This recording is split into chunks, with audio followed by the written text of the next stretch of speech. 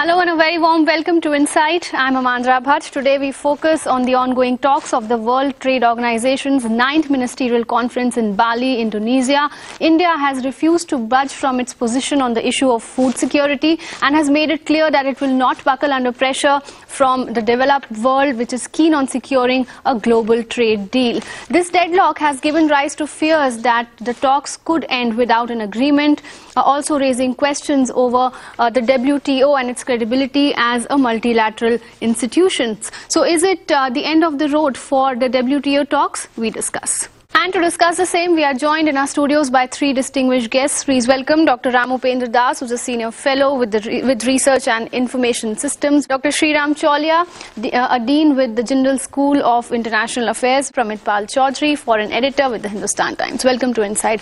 Professor Chaulia, we'll come to the debatable issue and we'll talk about India's position as well. But how important are the other issues on the table? We understand it's a Bali package. It's being called a Bali package, and it talks about a trade facilitation agreement, basically to speed up movement of goods and services across countries. Yeah, the idea was that since we are not able to get a comprehensive deal for 12 years, it's been stalled, the Doha Round.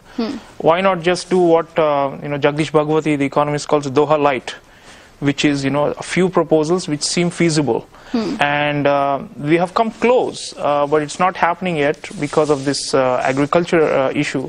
So they have trade facilitation, they have all these non-tariff barriers, right. Streamlining customs procedures, reducing red tape, and the projection by industry people as well as some OECD countries is that it will enhance total volume of global trade from by nearly one, and it's happening, of course, in Bali, and we have come through these rounds so many times now over the last 12 years. Unfortunately, I want to take up one point which Pramit highlighted, which is that we seem to be standing out like a sore thumb, and that's not good. In the past also we have been blamed for logjam and as spoilers who are not allowing because the WTO operates on negative consensus. The idea is even one member says no, then there is no deal. Right. So in the past we have faced adverse image problems as being obstinate and somehow and so on from the Western point of view. But our argument has been that we are leading the developing countries.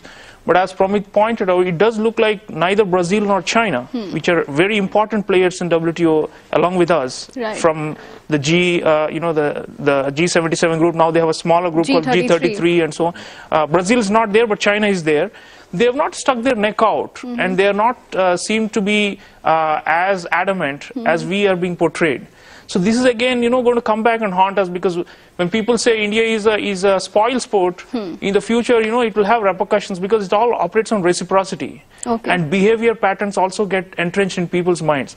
So one is a substantive issue, the debate, on whether this agreement agriculture needs to be renegotiated and whether it is fair or not balanced or whatever.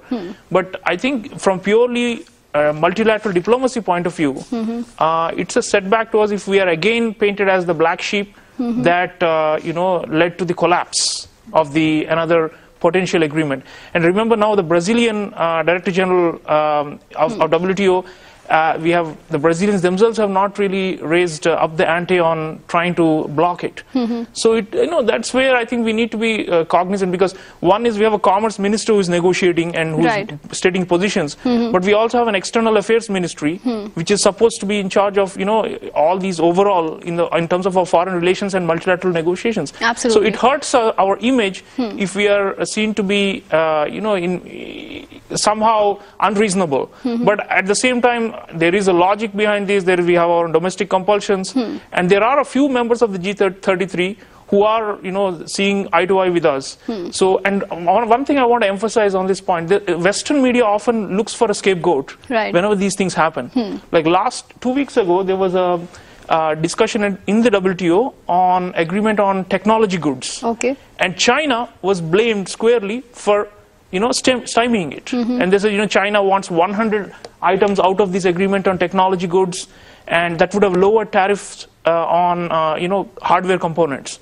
So then, China said the US was irresponsible and vice versa.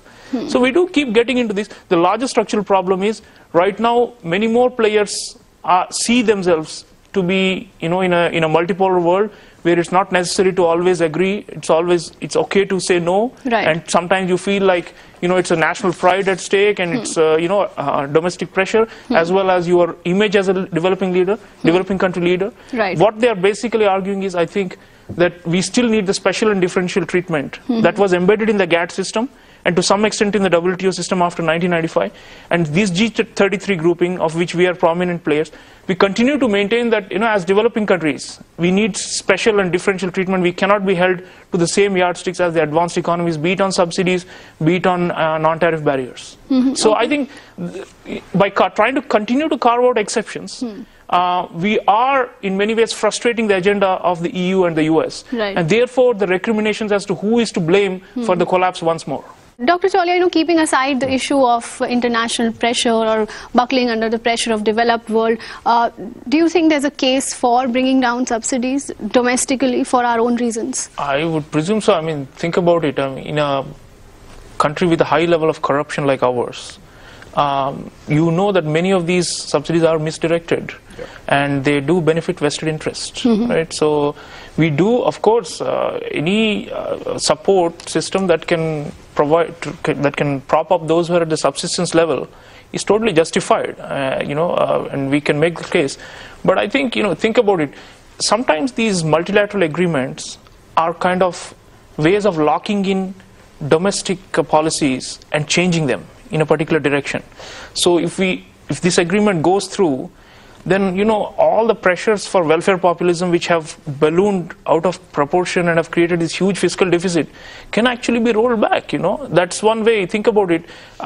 Sometimes we want our preferences at domestic level to be transcribed on international agreements, but international agreements also circumscribe us, and in many ways can make us more disciplined.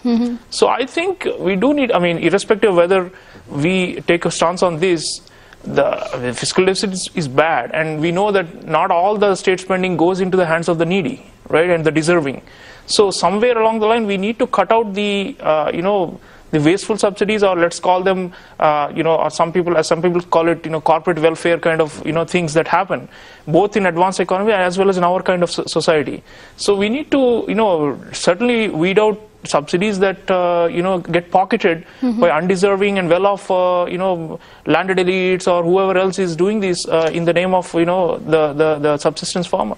Dr. Chaulia, would you agree we are, for short-term gain, we are compromising on long-term issues? Yeah, it's probable to think along those lines. I think if you look at the multilateral positions of various actors, if you see the African group, for example, not all of them are part of G33, because the WTO has 159 members, right?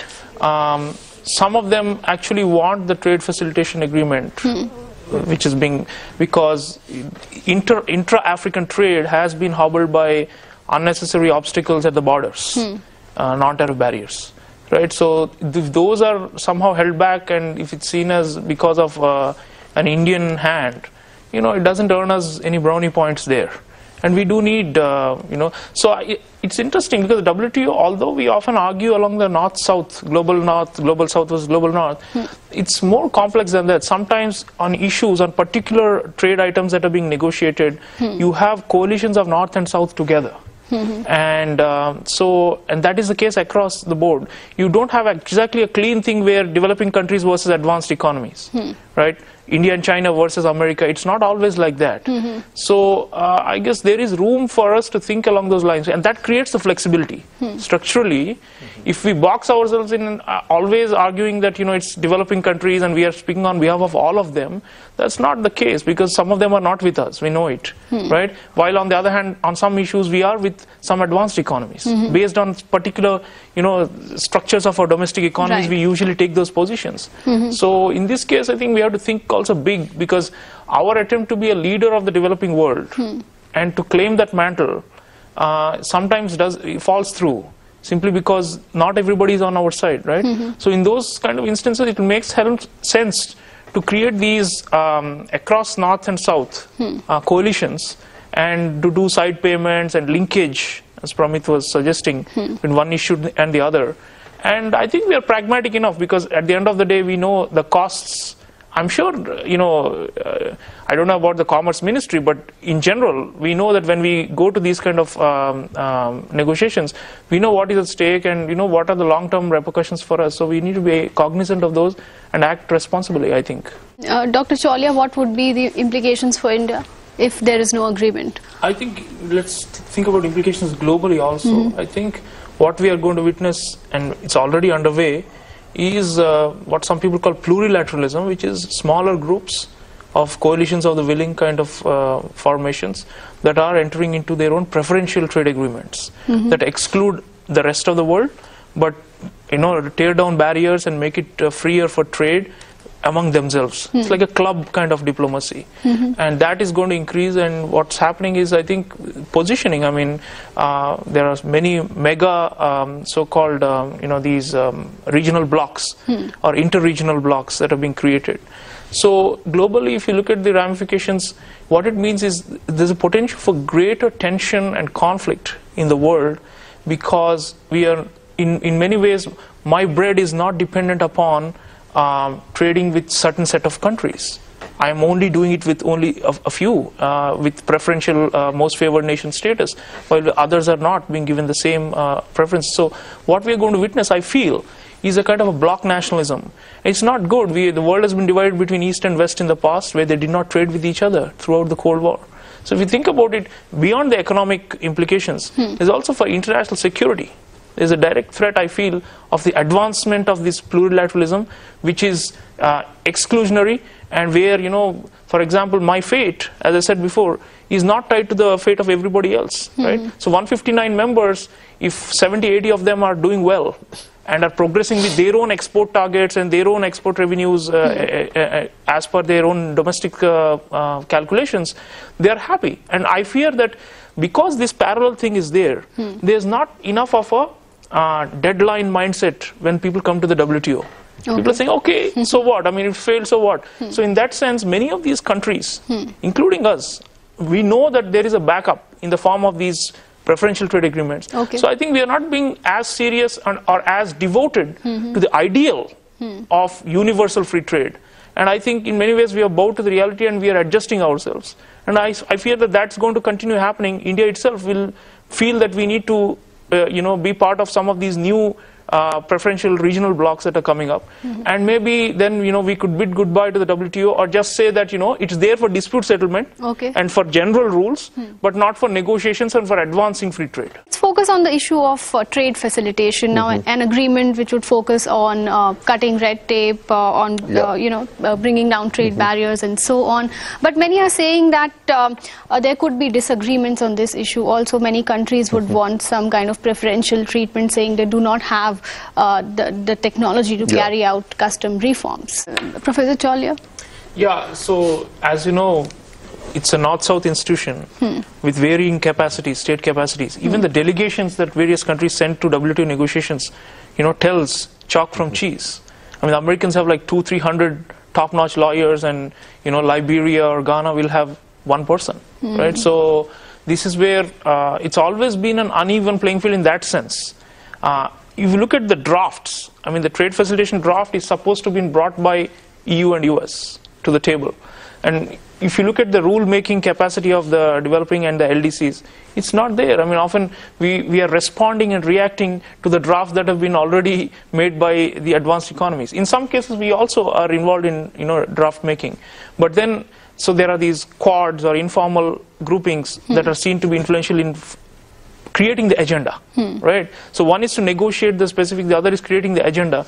I think a WTO mandate includes capacity building of developing countries, and they will need to continue to do that.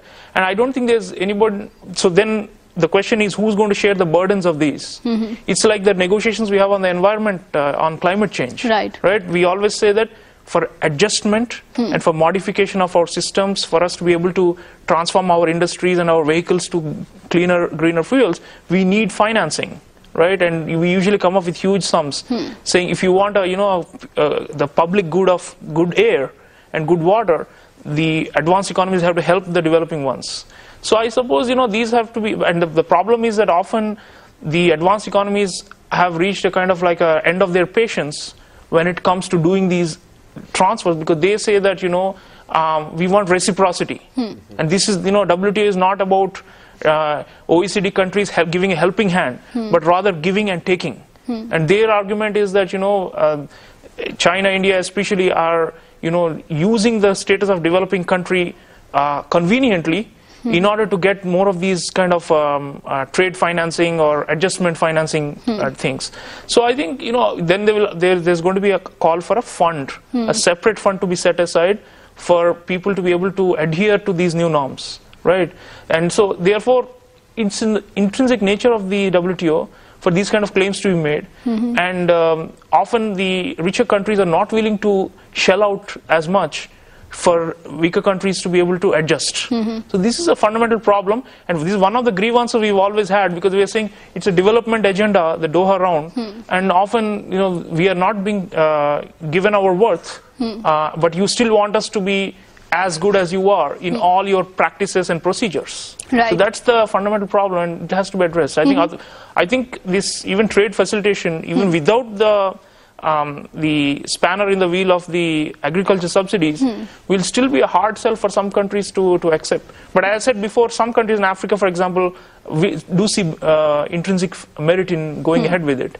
So the problem is we have a vast canvas, 159 countries. Right. But then when you start looking at each country's position on each issue, you'll find a great deal of divergence. You know, we may be used to these negotiations dragging on and on, but countries would want to make it a success. We are told this would increase global GDP by $1 trillion annually. This is going to create around 18 million jobs. So a lot hinges on an agreement coming through. Dr. Chaulia. I will echo our Commerce Minister on one point where he said there's a lot of pious intent towards LDCs and towards developing countries, but not enough, you know, people are not putting money where their mouth is. Right. And that needs to change. I think our bargaining is necessary to try and extract something from the global north also.